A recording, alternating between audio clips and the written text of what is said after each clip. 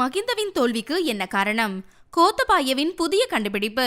இந்தியாவை திருப்திப்படுத்தக்கூடிய வெளிவிவகார கொள்கையை கடைபிடிக்காமையால் ஜனாதிபதி தேர்தலில் மகிந்த ராஜபக்ஷ தோல்வியடைந்ததாக முன்னாள் பாதுகாப்பு செயலாளர் கோத்தபாய ராஜபக்ஷ தெரிவித்துள்ளார்.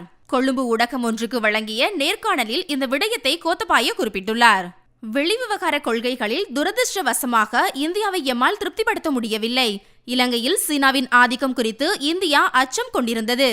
இந்தியாவின் பாதுகாப்புக்கு எம்மால் அச்சுறுத்தல் ஏற்படாது என்றும் சீனாவுடனான தொடர்புகள் முற்றிலும் பொருளாதார அபிவிருத்தியை நோக்கமாக கொண்டது என்றும் நாம் அவர்களுக்கு உறுதியளித்தோம். ஆனால் இந்தியா அதனை நம்பவில்லை. அவர்கள் அதற்கும் மேலான உறவுகள் இருப்பதாக நினைத்தனர்.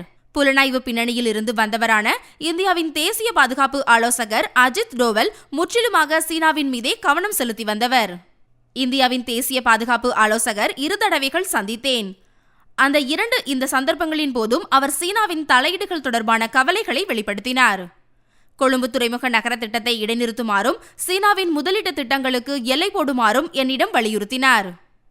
30 ஆண்டுகால போருக்கு பின்னர் நாட்டை அபிவிருத்தி செய்ய வேண்டும் என்பதால் நாம் அதனை செய்ய முடியாது என்று அவருக்கு விளக்கி கூறினேன். சீனாவிடம் இருந்து மட்டுமே எம்மால் முதலீட்டை பெற முடிகிறது. தற்போதைய அரசாங்கமும் கூட இறுதியில் சீனாவின் முதலீட்டை தான் நாடக்கூடும்.